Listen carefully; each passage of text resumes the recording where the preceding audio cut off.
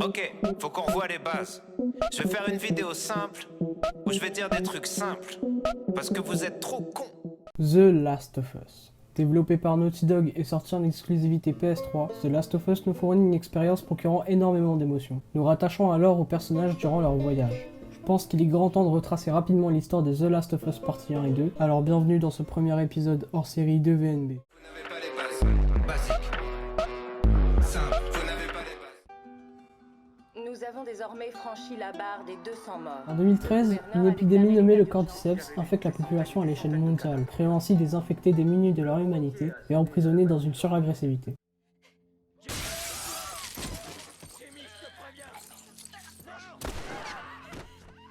La nuit du désastre, Joel ainsi que son frère Tommy et sa fille Sarah essaient de s'enfuir de la ville. Arrêté par un militaire, celui-ci a pour ordre de les exécuter. Ça va, chérie, c'est fini. C'est fini. Hé, on a besoin d'aide. Stop, s'il vous plaît. C'est ma fille. Je crois que sa jambe est cassée. N'avancez pas. Oh merde.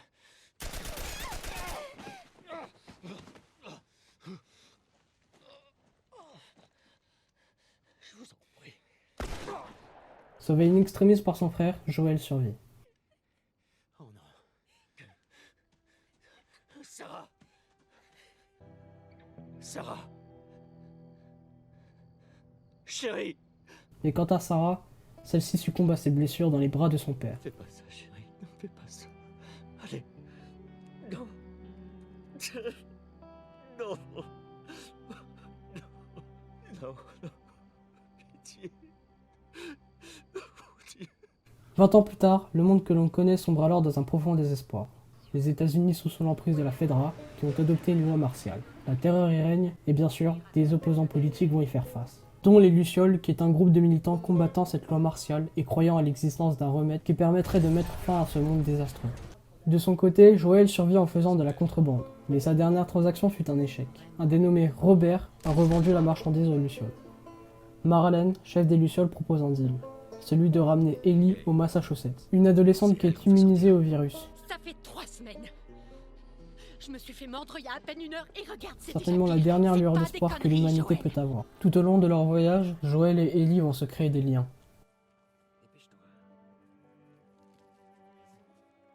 Voyant ainsi Joel comme un père spirituel pour Ellie et une fille pour Joel. Les seules personnes que j'ai jamais aimées sont toutes mortes ou m'ont abandonnée. Toutes sauf toi, merde. Ce qui finalement le poussera à ne pas sacrifier la vie de Ellie aux dépens de l'humanité. Qu'est-ce que vous faites là? Vous ne pouvez pas la prendre. Notre avenir en dépend. Pensez aux vies qu'on va sauver. Allez, Ellie. Je te tiens. Je te tiens.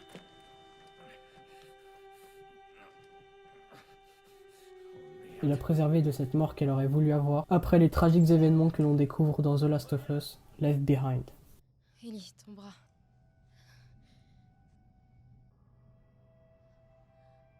Tu sais, on peut se la jouer romantique et perdre la boule ensemble. Écoute, je sais que ça n'est pas ce que tu as envie d'entendre, mais c'est... Jure-le-moi. Jure-moi qu'absolument tout ce que tu m'as dit à propos des Lucioles est vrai.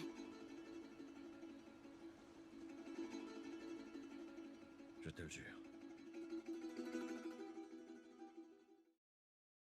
5 ans après leur voyage, Joel et Ellie ont trouvé refuge à Jackson, aux côtés de Tommy. Ellie est maintenant au courant du mensonge que Joel lui a juré vrai, et Ellie ne sait comment pardonner Joel, laissant alors un lien brisé qui suscite la peine du joueur.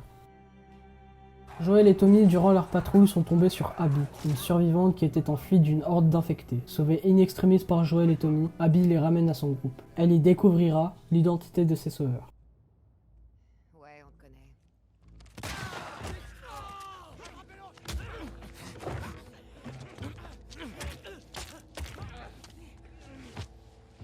Tu croyais crever si vite?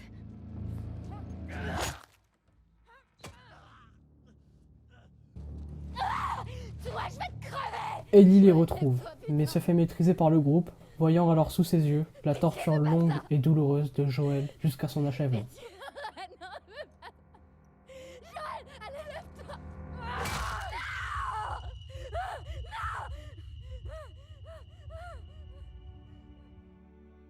Cet événement suscitera la vengeance de Ellie et de Tommy qui partiront à leur trousse. Tout au long de son aventure, Ellie est confrontée au Wolf, le front de libération de Washington, dont fait partie Abby et son groupe. Ellie les traquera sans relâche pour assouvir sa vengeance, ce qu'elle accomplira en voyant certains membres du groupe de Abby déjà torturés et tués par Tommy. Ellie achèvera son travail en traquant les derniers survivants du groupe, tout en étant à la recherche d'Abby.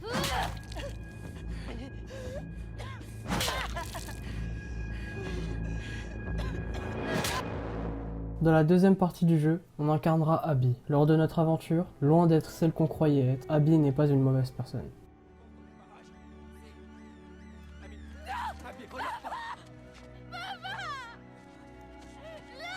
Ses actes sont justifiés par la mort de son père, tué par Joel.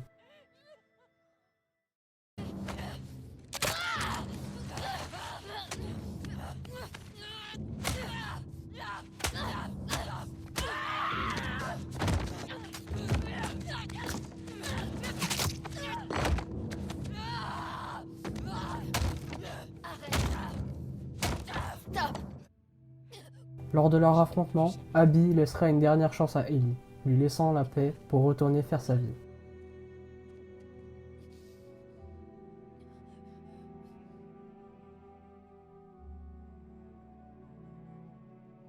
Mais le désir de vengeance poussera Ellie à abandonner tout ce qui lui reste, sa petite amie et son enfant.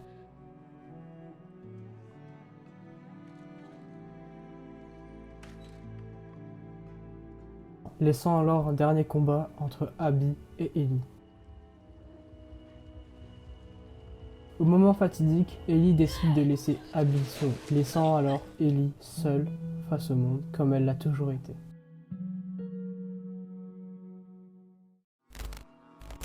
The Last of Us Partie 2 nous montre la facette de la haine à l'état pur, nous laissant alors une intense remise en question de Ellie, Joel et Abby. La mort de Joel fera vivre le spectateur tout au long de son aventure avec Ellie, lui donnant alors la force de vouloir aboutir la vengeance qu'Abby mérite. Ellie a perdu son père spirituel, là où Abby a perdu son père biologique. Tous deux ont voulu accomplir une vengeance à cause d'une haine profonde, l'une étant plus raisonnée que l'autre. Abby n'a fait qu'accomplir une tâche qui l'a hantée. Mais est-ce que cela en valait le coup? Elle qui a été sauvée par Joel des minutes plus tôt.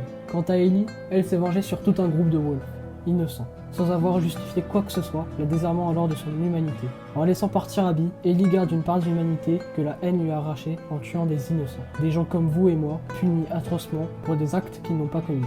The Last of Us Partie 2 n'est pas qu'un simple jeu vidéo, c'est un chef-d'œuvre entre haine, joie et confusion. Ce jeu est une expérience jouant sur les émotions du joueur. Là où Neil Druckmann a été incroyable, c'est de laisser le joueur prendre place aux côtés de l'antagoniste et lui révéler sa vraie nature, poussant alors le joueur à remettre en question les actes d'Ellie. Qui est le méchant? Qui est le gentil? Peut-être qu'il n'y a ni méchant ni gentil, mais juste des personnes abîmées par la vie qui ont perdu foi en l'humanité.